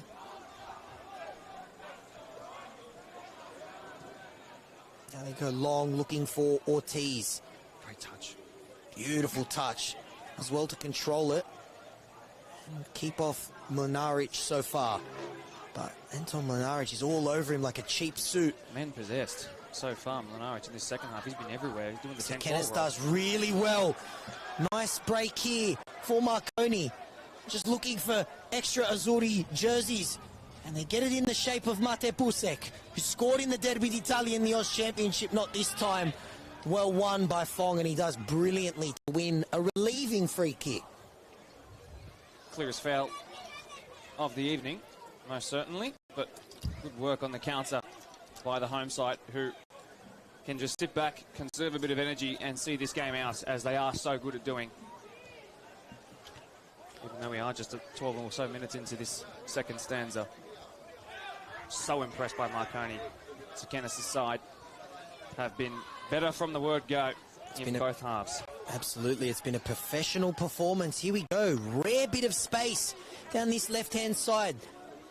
Plenty of time to pick out a cross, fizz the cross goal, and you guessed it, who's there? Ten Kuol diving to send that one out for a corner. Geez, my hamstrings hurt watching that. And he's got down in an instant. He is a serious athlete, as he showed us on multiple occasions, but particularly with that first goal. APIA getting ready to make some changes. I said minute 55. We had to wait until minute 58, perhaps. An APIA corner to come, perhaps to change the trajectory of this match. And they're looking to do just that from the corner. Looped into the front post, headed away. It's going to fall to Maya. Mlinaric again, heading away. Fantastic so far. It's been a derby dominated by the two centre-backs of Marconi. New signing Ten Kuol, and a man who was rumoured to sign with APIA in the off-season. He stayed at the Palace, and so far he's playing like a king. Anton Mlinaric That's good. That's good work from you. Thank you. APIA slowly coming into this game. I know the long ball. And they'll love chances like this. Misplaced passes and a flash at goal. And Better. the closest APIA have come to scoring a goal in this game is Franco Farinella, who flashes that one across Joel Wade's goal. And we've said this a couple times, but the ex-Central Coast Mariner hasn't had too much to do. Not a significant save in the entire hour that we've played on the pitch so far.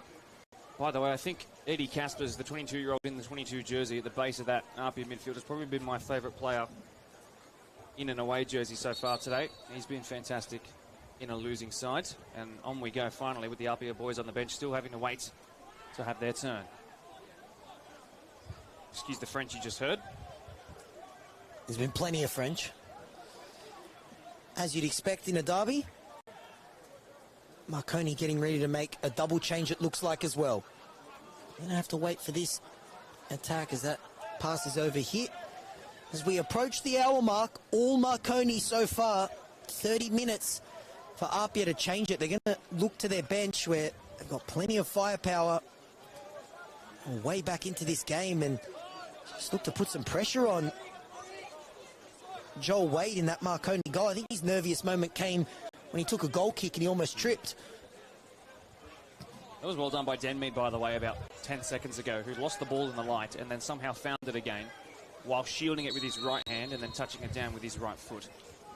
That little bit of quality. Number 8 in green, you know exactly who that is for APIA. This is needed. Big double change here for APIA. It's a return from injury for Jordan Segredo. He replaces Alex Denmead. And it's a debut for APIA Leichhardt Football Club for Michael Conestabo. Geez, I'm excited for this one, Adamo. But Marconi are not resting on their laurels. They're going to respond with their own triple change. Anything you can do in twos, we can do better in threes. Bit of confusion about who's coming off here for APIA. The board said number 9, which would be Presley Ortiz, and there's a little bit of, are you going off or am I going off? And Alex Denmead's got come off. And who's playing where? So it's actually Franco Farinella who's come off for Michael Conestabo. So you can assume that Conestabo is going to play in his number 10 role, and Jordan Segredo is going to take Denmead's spot on the wing.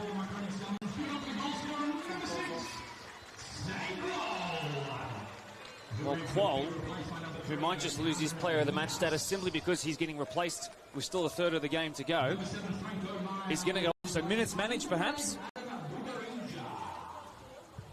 Farinella, who just had that chance for APIA, and he put it just wide of the right-hand side uprights, who also scored 2 Oz Championship goals, so he's in good form, if you like. Also making way. But a host of changes for the home side, too. Triple change, it looks like, for Marconi. Very similar to APIA. We've got a player returning from injury, Cameron Windust. Great to see him back, the former CCM man. Very underrated player. Spent a year out with injury, was a part of that championship winning team. And a player returning. I believe I've just heard Noah Anderson's name. Noah Anderson made a name for himself when he became the youngest goal scorer in the Australian Championship, only for that to be eclipsed by Oscar Gonzalez. And Marconi, player making his debut as well. Here he is, Adam Bugaria. Very exciting young player. NPL fans will remember him from his time at the Western Sydney Wanderers, where he scored a bucket load of goals for their 20s team and their NPL team on loan from Perth Glory. So triple change. Just to confirm that one more time, because there's a little bit of confusion. Qual, Jesic and Maya are off. Noah Anderson, Bulgaria and Windust on for the home team as they look to shore up this 2-0 lead.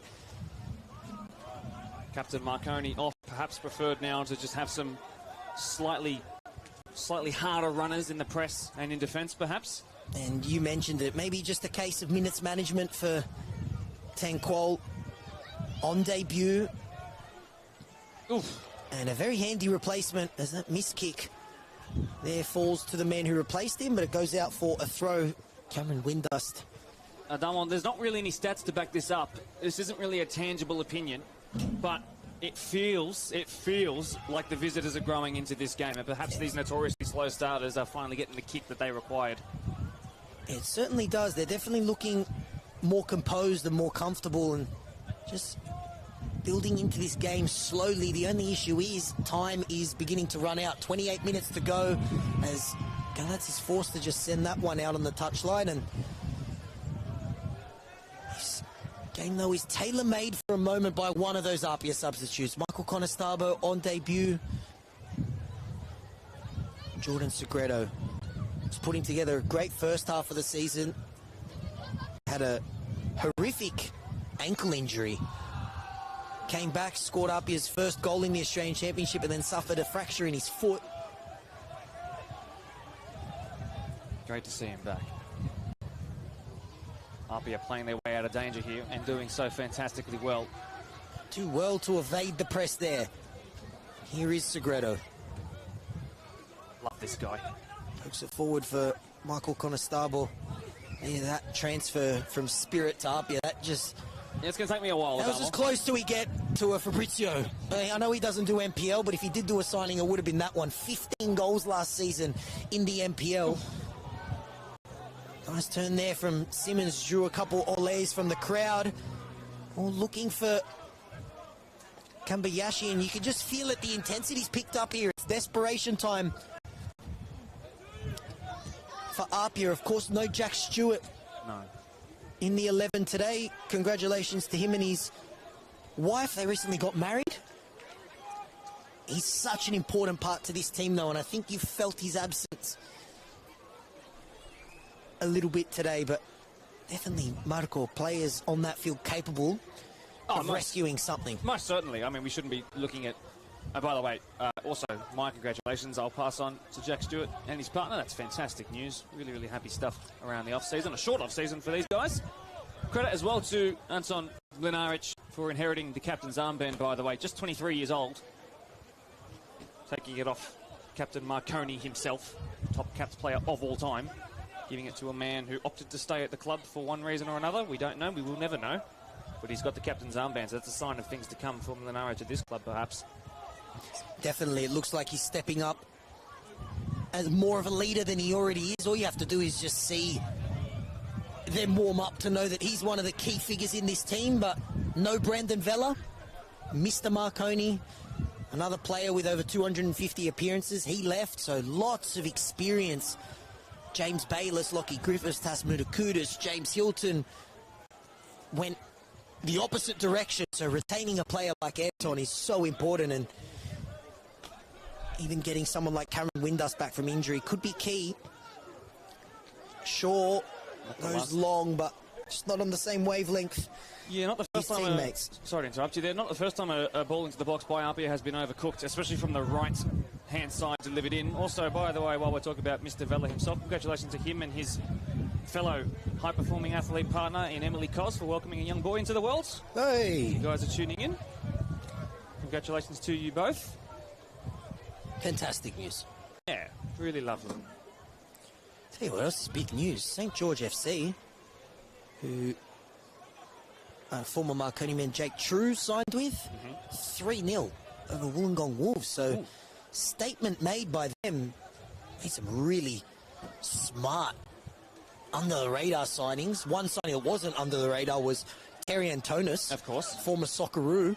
Any updates on where he played? How he played?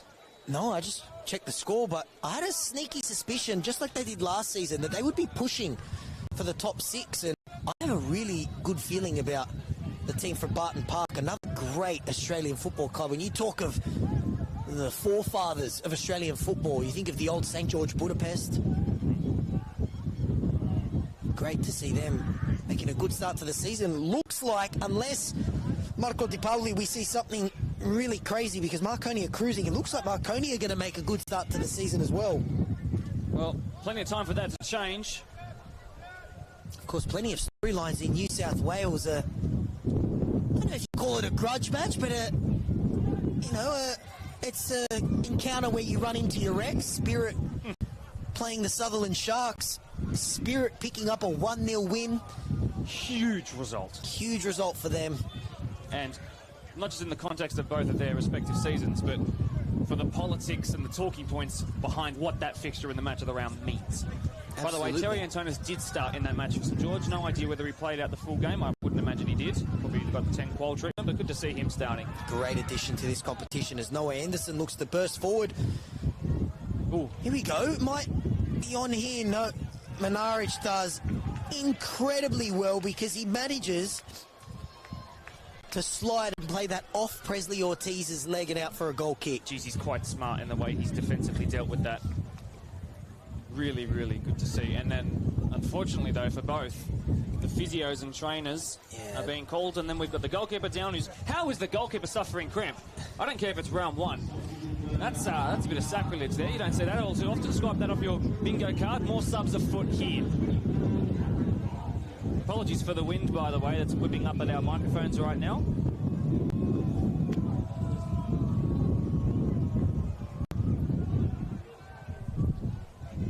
We're making a double change.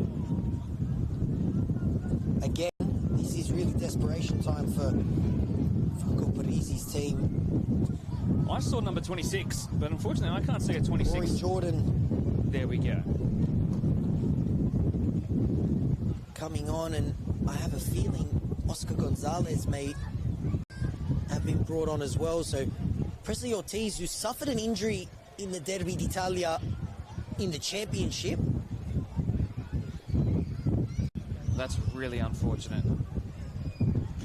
If the Chilean succumbed to an injury again, which you don't like to see, particularly from such a prolific goal scorer in this competition. Rory Jordan, though, a very handy replacement. It's a little bit like APIA's Swiss Army knife. He can play on the wing, he can play up front. He actually won a Player of the Month last season for his goal-scoring feats. We're back in play, Adamo, but we're down at Presley Ortiz. And you mentioned that the wind really has picked up. It's pushing from left to right across your screen, by the way. So it's in favour of those playing long in APIA colours, although a chance for Marconi, but not enough numbers forward to really cause any trouble for that APIA defence. Oscar Gonzalez, who I'm sure will be sending a couple of shivers. Well, very interesting matchup. You've got the two youngest goal scorers in the Australian Championship going head-to-head, Oscar Gonzalez and the man he took that feed off, Noah Anderson, the alumni. Actually, I don't think he's still at school, so he's not even an alumni, but the great Marsland College Randwick. It's produced a couple great players in this competition. Braden Sorge is one, Claudio Fabiano, captain of UNSW, is another, and yours truly, product of the great Marsland College Randwick as well. Fantastic. But I don't even have a quarter of the talent of Noah Anderson. As an 0-1er, when I see 08s and 09s on the score sheet at this level of football, I feel a bit sick to my stomach. How do you feel when you see a 96? Yeah, you're old. I'm a Zio. I'm in that Zio territory. Primed. Man, that wind has really picked up. Apologies to those who are having to tune in and listen to us. Sound like we're in a washing machine. We're not. We're in the Palace. And so far, APIA are going to need to pull this one out of the washing machine. Yeah, it's looking like an impossible task at the moment. They've made 4 changes. Jordan, Gonzalez, Segredo, and a debut for Conestable, but so far still haven't offered much in terms of goal-scoring chances. It's been a game you don't want to fall behind to Marconi, and you definitely do not want to fall 2 goals behind to them.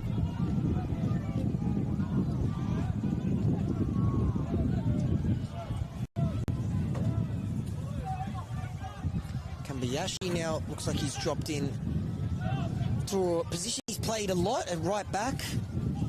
So APIA just look to get as many attacking players on as possible and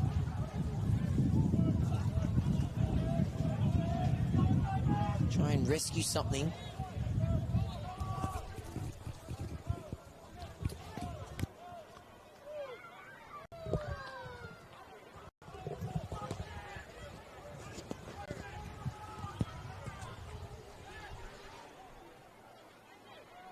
goals for Conestable.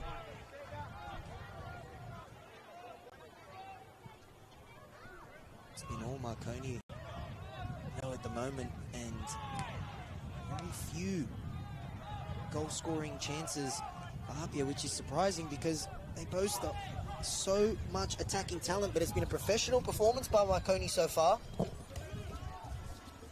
Segredo, he's a man who can change the game, but great tackle from Jack Armson, a former teammate. Looks like if the score remains the same, he's going to get a win against his former club. Floated to the back post for Kambayashi, and we've seen him produce magic similar to that before.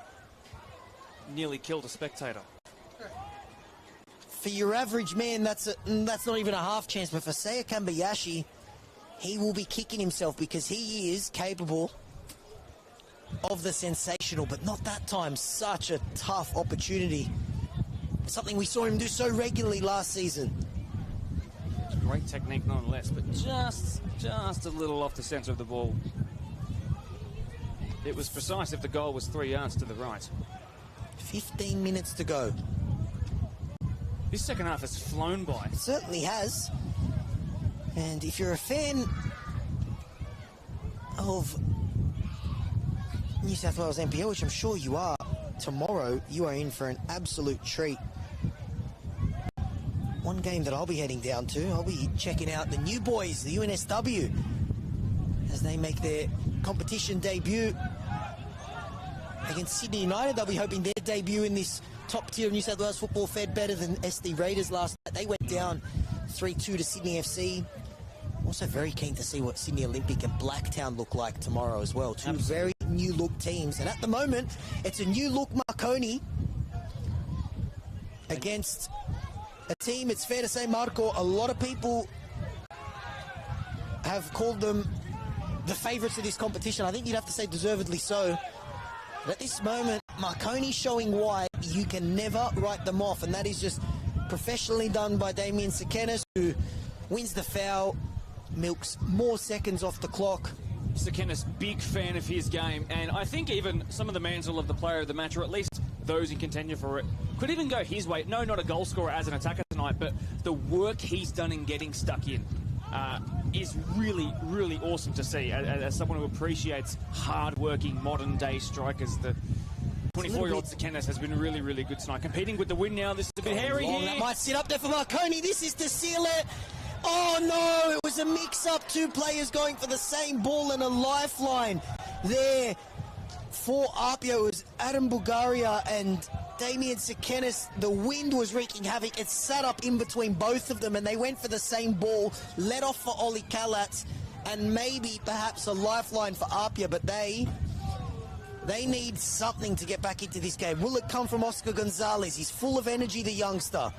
Well slid in. I can't believe Kyle Shaw, of all people with A-League and Sydney Derby experience, who also just plied his trade for 8 months with Bohemians SC, a massive Irish-based club where the weather, particularly the wind, is quite prevalent in matches there at all times of the year, was then beaten by Mother Nature here, and that ball nearly providing the ultimate opportunity. You know what they say, Marco? Mother Nature is like Father Time. They're both undefeated, and that can get the best of the very best. Max Court comes on now, another young prodigy looking to change this game for APIA. Can they get right back in it? It looked like it was going to fall for Conestable, but he was just, the ball was slightly behind him, and that's just been the story of the night. It's scarcely believable. Up one end, Marconi get in the way of each other, and in that moment there for APIA, they couldn't even find a person to get on the ball. It might fall here for Bulgaria, who's like Jack Armson. Doesn't matter what position he's playing, he's capable of scoring goals, and probably would have loved that chance over again. Maybe there was a bit of yours, mine. Well, one was offside too. Oh, a little push off the ball there. Added a bit of confusion, I think, as well. But at this stage, APIA, to use a poker term, have gone all in. Their cards are on the table. They've used their 5 changes. Max Court coming on now. We've seen Seiya Kambayashi drop to right back now just to accommodate all these attacking players. 12 minutes to go. You know Goals what, in each half to both Marconi centre-backs. The first faces, but sort of identical performances. no matter who's been on the pitch so far. And I would still say Marconi, despite all the APIA changes, Marconi had been does better. well to win that. And Michael Conestable scored an absolute screamer here in a match of the round last season for Spirit. APIA might need a moment of magic to get back into this game, because that back four, even with Tenqual coming off after an hour, is looking impenetrable. Impenetrable, impregnable.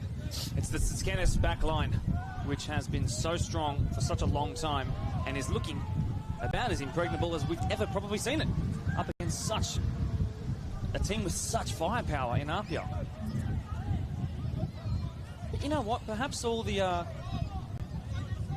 change, particularly in the front line for APIA, they're just not quite on the same wavelength just yet. So, again, I'm not someone who can make these comments and judgments. I don't know how they work, but Looking for... in that moment, even right there, that's just they're not on the same pattern of play at all. That's such a surprise. Eventually it will come, but in round one, it hasn't shown its face just yet, Adam, in my all-age 7 opinion. And there's nothing wrong with all age 7s. It's where champions are made. And one thing that Franco Parisi knows better than anyone is that it is a long season in the NPL. 30 games. They play 27 in the A-League. So that just gives you an idea of how long we play in the quote-unquote second division, even though, of course, there is no path. Hopefully we get one day. Kabayashi looking for Segredo. And at this stage, Marconi just silencing any of those doubts that people had. Lots of player turnover. You want to rattle off the names. 3 key defenders. Jake True, Will Accio, Tom Costanzo from last season. Offside. And that's going to be offside. James Bayless, Jimmy Hilton. You're talking almost about an 11. Vela. That has left the Palace, but I'm very impressed, Marco, from what I've seen from these new signings. Of course, Tenqual is the obvious one, but I've really liked what I've seen from Luca Pecora today. No Tyron Burney with injury. And there would have been, I think, some concern from Marconi. You lose one of your most consistent and reliable players, but he has done a seamless job, and it's been a seamless 80 minutes, you have to say, which is very surprising. I mean, I will out my own contribution to the NPL grapevine. Personally, I thought Marconi were going to struggle, or at least, as I said for APIA a couple of moments ago, at least take some time to work their way into the season. They have not taken any time whatsoever. Well, remember, we didn't see Marconi lose a game till round 13 of last season, so... Norwich again, so strong. Round 13. While Sekenis will love what he's seen, he'll know better than anyone that he's definitely a marathon, not a sprint. And like so often is the case, the team that ends up winning the championship a lot of the times is the one that just remains the healthiest. Great point, Madame, great point. And at what point do they start prioritising and thinking about the Oz Championship as well? It's like It's like F1 teams that start thinking about, hey, do we care about this season or next season's regulations? It's just another added element, isn't it? It's what makes this level of football so exciting, is that we now get football year-round, really. These two teams met in the derby 2 months ago. It felt like 2 weeks ago.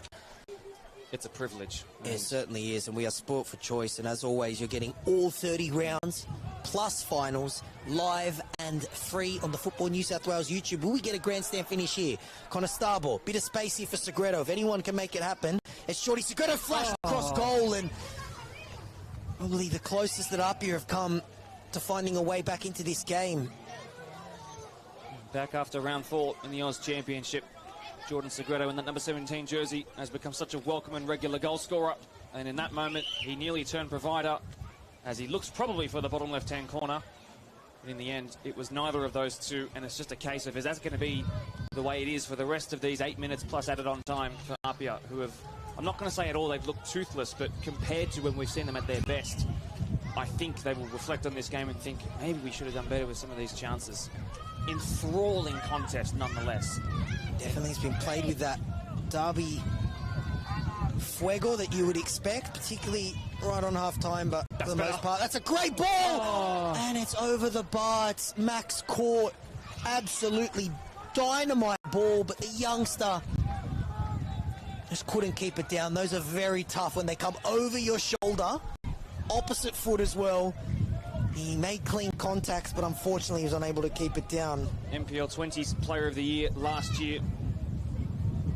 Just got over the top of that one. Really, really obtusely difficult opportunity to take crisply. That would have been Tim Cahill-esque against the Netherlands in 2014, and Max Court's a player that a lot of people have earmarked for breakout star of the 2026 season. He's APIA's youngest ever player in the history of his great football club. He made his debut at 15, which is absolutely absurd. You don't want to know what I was doing at 15.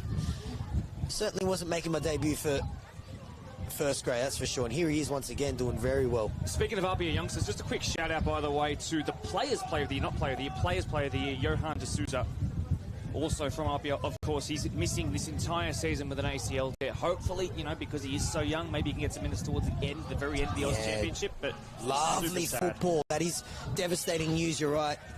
If you are tuning in, he cleaned out the under-20s awards last season, Johan de Souza, and I'm sure would have been in Franco Parisi's plans to be integrated into this first grade team.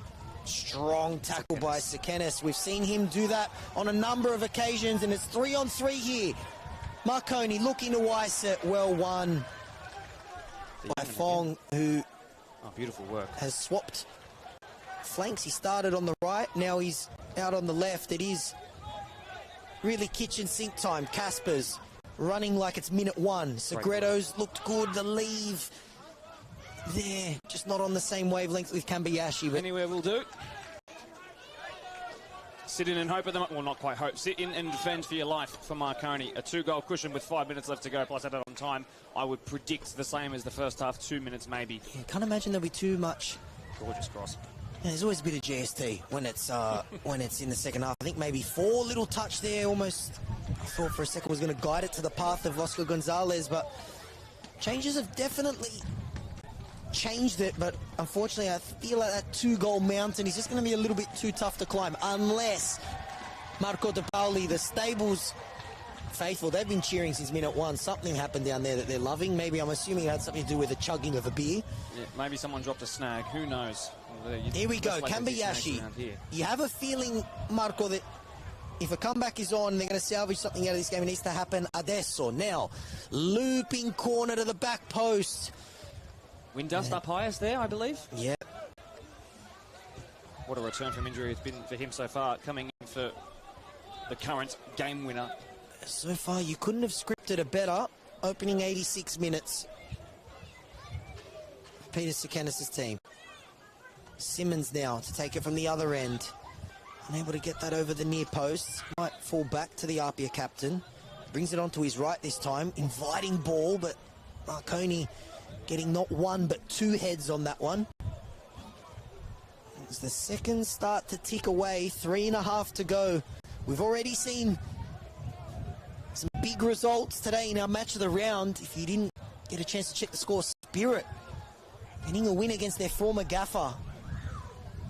A 1-0 win over Sutherland. It looks like Marconi are going to win the 93rd Derby d'Italia unless there's some late magic. They'd need it right now. Pass was looking for Conestable. Here's Segredo.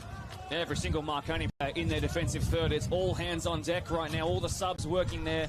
Done just to keep this clean sheet intact. Ball away, Windust. Up in the air again.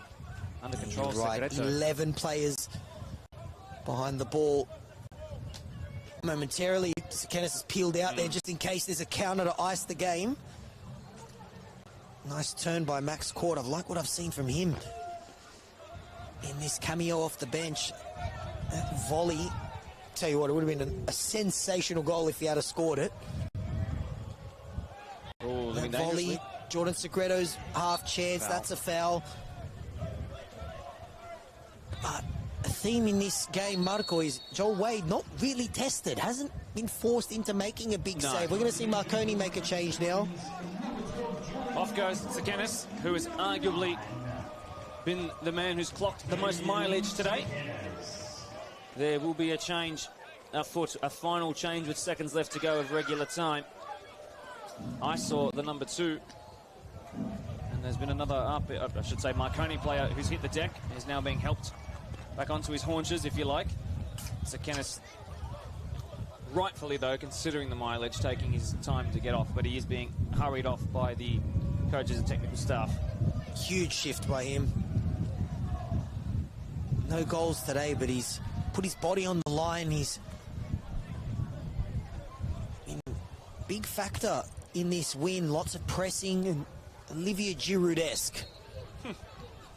Great shout. Really great shout. Segredo.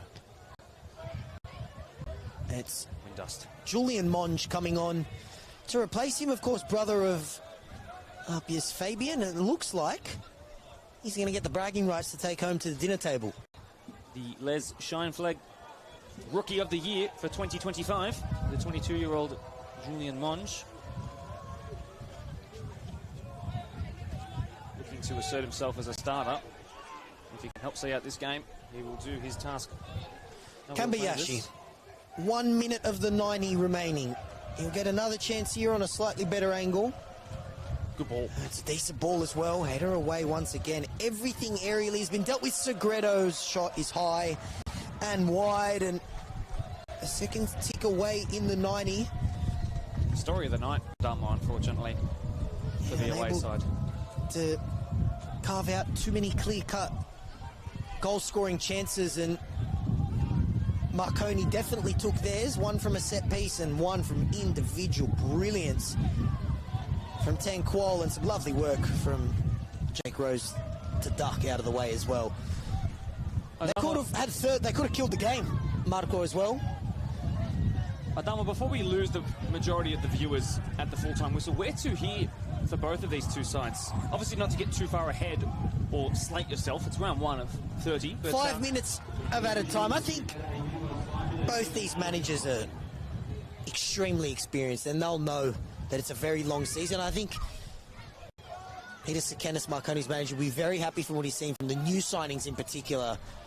There were some worries, lots naturally, after so many players were out, but I think they've shown with a backline this good and a coaching staff that experienced, you can never write them off. And for APIA, I think we haven't seen them at their best tonight, but you can rest assured they'll be fine in it'll season come. 2026. It'll come, but at what And point? you know what? This one will sting because, of course, they won the championship last season, but they were knocked out of the Australian Championship, something they put so many resources into, and to get knocked out by Marconi would have stung, and then you get your chance at revenge and they get beaten again. This one will sit with the players for a little bit. But who won the two league contests between these two sides last season? It's an interesting one, isn't it? Marconi won it in the league. Exactly right. APIA knocked them out of the cup and in the finals.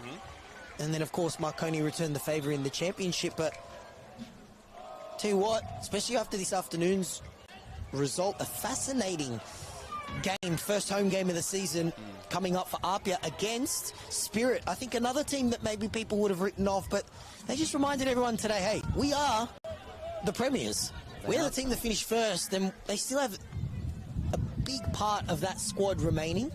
Of course, the front three is no longer, but the back line still there, and Chance to a team kill like this game. Marconi as well, so strong defensively, they're always going to be a factor. Chance to ice the game and put the cherry on top. Monge floats it in. Anderson. Garia trying to turn through traffic, unable to. Here's Jordan. I think it helps when the pressure is taken off of you by the chasing pack, because everybody's talking about how everybody else has signed and who has recruited who and who has retained who, and everybody went, well, NWS Spirit are going to be worse for wear because they're losing this coach who is the mastermind mogul of football coaches in New South Wales NPL in David Perkovic. But in saying that, everybody seemed to write them off and just stop talking about them, and I think they're going to benefit from that. Certainly could. Certainly, and corner here for APIA. As you mentioned, maybe Marconi as well, just enjoying the fact that I know Marko Jesic, for example, relishes when Marconi get written off, and maybe that was just added fuel heading into this derby. Not that this team needs any more of it. They have been professional and deserve it. Soon to be winners unless we see some late magic. Kambayashi brings it back across goal and hits the crossbar. It's still there.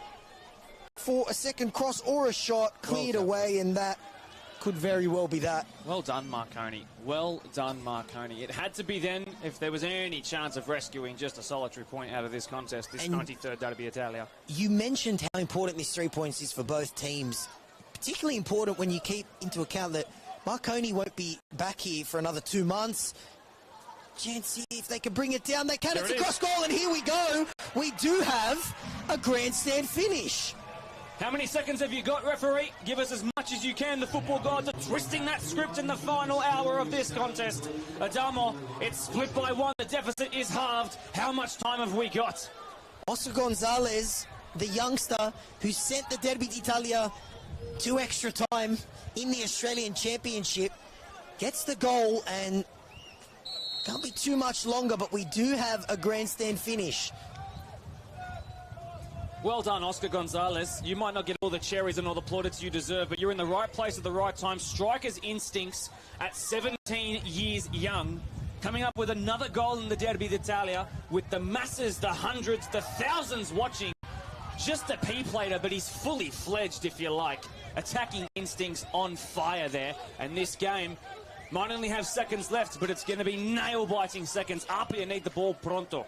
You can imagine that Marconi going to take as much time as they can. This is it for APIA. This game is kind of just cruise along in second gear. His effort's over, and that almost dropped for Oscar Gonzalez. And credit to both these teenagers, Oscar Gonzalez and Max Fort. I think their combined age, they'd still be younger than Marko Jesic. Yes. But they have influenced this game massively. And 34.5 to my maths. Marco Di Pauli's maths, which is much better than mine, he reckons we've got about 90 seconds to go. As the whistles ring out across the palace. Good switch. This has to be it. Segredo, he'd love that one to roll out for a corner, and Noah Anderson. That is that. Marconi deserved winners in the 93rd Derby d'Italia. And with all the chat in the off-season, all the players that they left, Marconi showed that you can never write them off. Not when they have the coaches that they have. Not when they have a backline that they have. New signing Tenqual, he will get a lot of the praise, but it was a professional performance. They dominated it, Marco Di Paoli, for a large majority. They get a little half scare at the end, a very late, what turned out to be consolation goal from Oscar Gonzalez. It is a very long season, though, and I have a feeling, Marco Di Paoli, we're going to be seeing both these teams come September. Yeah, I have a feeling, Adamo de Negris, that we're going to see these two teams fighting it out at the top of the table and into the finals and into the Oz Championship, and I could put that on any season, and we'll probably be saying the exact same things. A really, really well-fought contest. Interesting, though, that Mlinaric's goal, which came at the start of the second half, is now going to be officially counted as the winning goal in this contest. So the man who seemed APIA bound, if you listen to the grapevine and listen to the discourse around NPL New South Wales, was going to be heading to, of course, APIA Leichhardt. He didn't. He stayed. He has a winner in the 93rd Derby d'Italia. It was a game that was won by, quite literally, the defence of Taneka's side. And I'm not going to say that the two goals that won him this game here tonight are goals that he's going to look to craft out of the training ground every single week and rely upon every single week. But the defensive performance, yeah, sure, they conceded a goal at the end. I don't think they're going to be worried about that in the slightest. That was a performance, especially in round one, that you need to look to maintain, especially defensively. I thought they were fantastic. APIA grew into the game. They were allowed to by the sit-back of their opposition, of the home side. But I was super, super impressed by the Stallions of Dublin. Two fascinating games coming up for both these teams. A reminder, Marconi will not be back here until round 10. So this was a pivotal 3 points at home against their rivals as they begin a long 2-month away stretch. They go away to Rockdale next weekend. APIA, first home game of the season against Spirit, who picked up a huge win today against the Sutherland Sharks. But tonight, the 93rd Derby d'Italia belong to the Marconi Stallions. Final score, Marconi 2, APIA 1. My name is Adamo de Negris. Marco Di Paoli, it's been an absolute pleasure, my friend, and we'll see you all next time. Thanks for having me. See you later.